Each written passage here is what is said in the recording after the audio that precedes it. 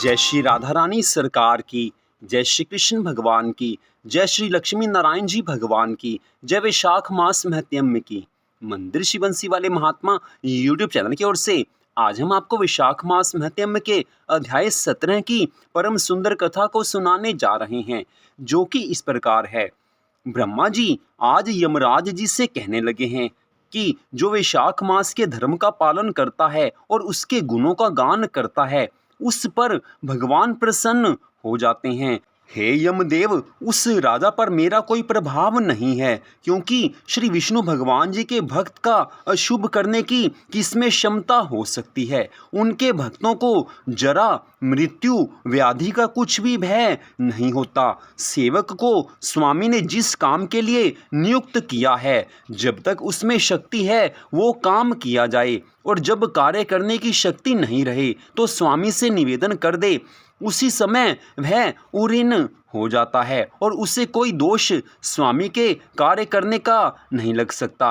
अपना कर्तव्य कार्य करने में प्राणियों को कोई दोष नहीं लगता। हे यम, जब तुम इस कार्य को करने में असमर्थ हो तो तुम्हारा क्या दोष है। ब्रह्मा जी के इस प्रकार कहने पर यमदेव अत्यंत दुखी होकर अश्रुपात करने लगे हैं तथा अत्यंत दीन वाणी में कहने लगे हैं कि हे पितामह, आपकी सेवा से मुझको सब कुछ मिल गया, परंतु अब मुझे अपने काम पर जाने की तब तक इच्छा नहीं जब तक भूमंडल पर यह राजा राज्य करता है।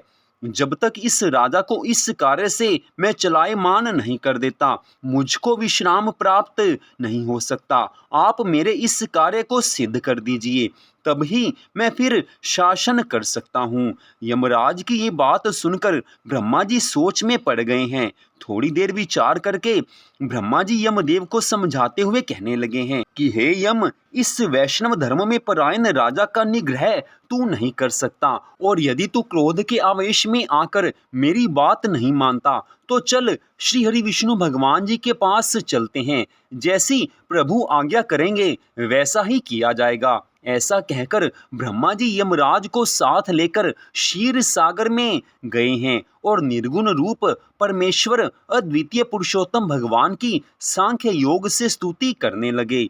इस प्रकार की स्तुति पर श्री हरि विष्णु भगवान जी प्रकट हुए और गंभीर वाणी से कहने लगे हैं कि तुम्हारे आने का क्या कारण है।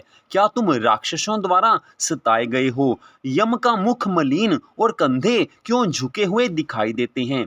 तब ब्रह्मा जी कहने लगे हैं कि हे प्रभु, राजा कीर्तिमान की आज्ञानुसार उनके शासन में सभी मनुष्य वैशाख मास के धर्मों का पालन करके श्री विष्णु पद को प्राप्त करते चले जा रहे हैं। इस कारण जब सारी यमपुरी खाली हो गई तो यम युद्ध करने के लिए राजा के पास गया और अपना दंड उठाकर राजा को मारने लगा, तो आपके सुदर्शन चक्र ने इसको पराजित कर दिया।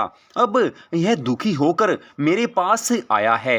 हे महाप्रभु, आप राजा को दंड देकर यम की रक्षा कीजिए। ब्रह्मा जी की ये बात सुनकर श्री हरि विष्णु भगवान जी कुछ मुस्कुराते हुए कहने लगे हैं कि हे ब्रह्मा जी तथा यमदेव, मैं लक्ष्मी जी अपनी देह और अपने प्राण भी त्याग सकता हूँ। श्री वत्स, कौस्तुभ मणि तथा वैजयंती माला का त्याग भी कर सकता हूँ। श्वेत द्वीप, वैकुंठ धाम, क्षीर सागर, गरुड़ और शेष को छोड़ सकता हूँ, किंतु अपने भक्तों को मैं कभी नहीं छोड़ सकता। अपने भक्तों का मैं कभी स्वप्न में भी त्याग नहीं कर सकता। आप ही सोचिए कि जिन्होंने मेरे लिए सर्वस्व त्याग दिया है, जो हर क्षण मुझे याद करते हैं, जिन्होंने अपनी आत्मा मुझ में ही लगा दी है, मैं उनको कैसे त्याग सकता हूँ। फिर भी हे यम, मैं तेरे दुख को दूर करने का उपाय बतलाता हूँ। इस राजा की आयु मैंने 10,000 वर्षों की दी हुई है, जिसमें 8,000 वर्ष बीत चुके हैं। अब 2,000 वर्ष की आयु और भोग कर वह मेरे सायुज मुक्ति को प्राप्त होगा। तब बैन नाम का एक राजा बड़ा अत्याचारी और दुराचारी होगा और सब वेदोक्त धर्मों को नष्ट कर देगा। वैशाख मास के धर्म भी उस समय लोप हो जाएंगे। फिर मैं पृथु का अवतार लेकर पुनः धर्म की स्थापना करूंगा और वैशाख मास के धर्मों का पालन सब मनुष्यों से करवाऊंगा। जो मेरे भक्त हैं, जिसने मुझ में ही अपना ध्यान लगा दिया है और सर्वस्व त्याग दिया है, वह कोई हजारों में से एक ही होता है। उसको ही वैशाख मास के धर्म कहने चाहिए।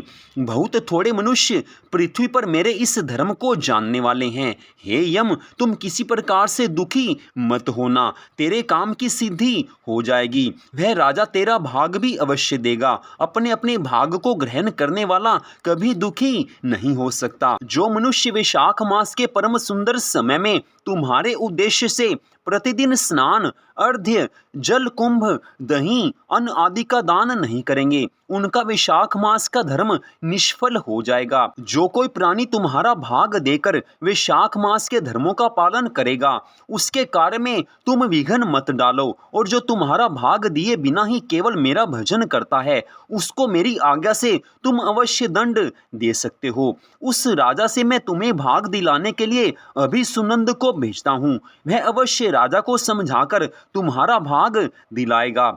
इस प्रकार श्री हरि विष्णु भगवान जी ने यमदेव को आश्वासन दिया है और भगवान उस समय अंतर्ध्यान हुए हैं। यमराज भी प्रसन्नता से अपनी पुरी को चला आया और फिर भगवान की आज्ञा से जैसे सुनंद ने राजा को समझाया, सभी ने वैशाख मास के सभी धर्मों में यम को भाग दिया है। इसलिए वैशाख मास के परम सुंदर समय में यमदेव के निमित्त स्नान, अर्घ्य आदि करना चाहिए, नहीं तो वैशाख मास के सब कर्म निष्फल हो जाते हैं। वैशाख मास की पूर्णिमा को सबसे पहले यमराज के निमित्त जल का घड़ा, दही तथा अन्न का दान करना चाहिए।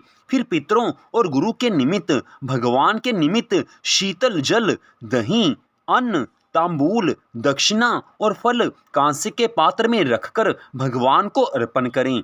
इस प्रकार राजा अपनी आयु को भोग कर अपने पुत्र पौत्र आदि समेत वैकुंठ धाम को चला गया। जब वह राजा वैकुंठ धाम को चला गया, तब बैन नाम का महापापी और नीच राजा हुआ। उसने सब धर्मों तथा वैशाख मास के सभी धर्मों का भी लोप कर दिया। तो इस प्रकार वैशाख मास महत्म के अध्याय 17 की कथा का यहीं पर विश्राम होता है। इस कथा में स्पष्ट बताया गया है कि श्री हरि विष्णु भगवान जी सदा सब पर कृपा करने वाले हैं। यमदेव पर उन्होंने कृपा की है, यमदेव को प्रसन्नता हुई है। इस कारण ये स्पष्ट जानना चाहिए कि जो भगवान की शरण में चला जाता है, उसके सभी दुखों का नाश हो जाता है। यमराज के दुखों का नाश हुआ है।